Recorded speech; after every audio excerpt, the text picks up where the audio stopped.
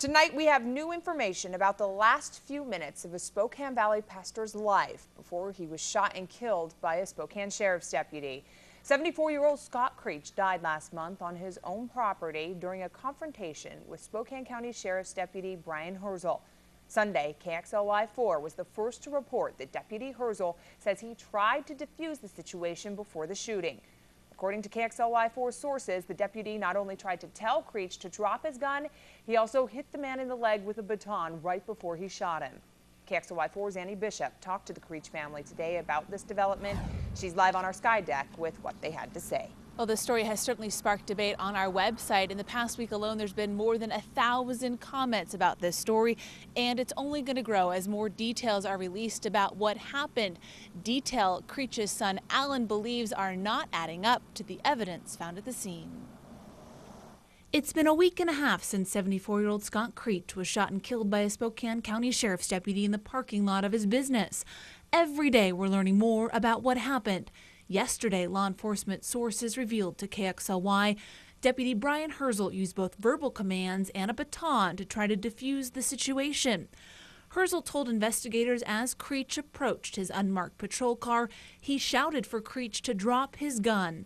The deputy says Creach acknowledged his command but continued to walk toward the deputy.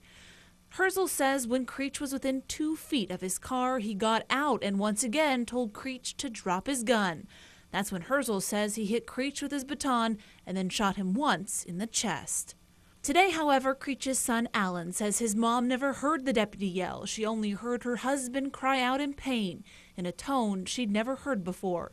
Alan says his mom was inside her home next to the plant farm with the windows open. Alan didn't want to go on camera today because he says he doesn't have enough information about this latest development. But he does question deputy training, wondering if they are prepared to deal with citizens protecting their property. In a statement, Alan also adds, "The officers who are doing this investigation, the detective has asked for time to do a clean investigation.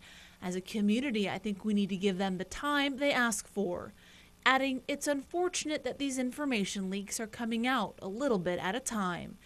And while all the details have yet to be revealed, Alan believes there are bigger issues at hand, such as why the deputy was on private property without notifying Creach and his dad's constitutional right to carry a gun.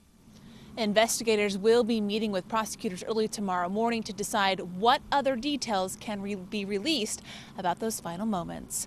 Reporting live, Annie Bishop, KXLY4 HD News.